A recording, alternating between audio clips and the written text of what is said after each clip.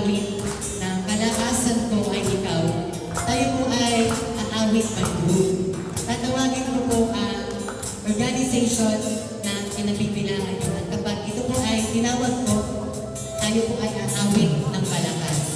At para po sa unang aawit, ang ating pong mga seniors, nandito po ba mga seniors? Taas po mga kamay.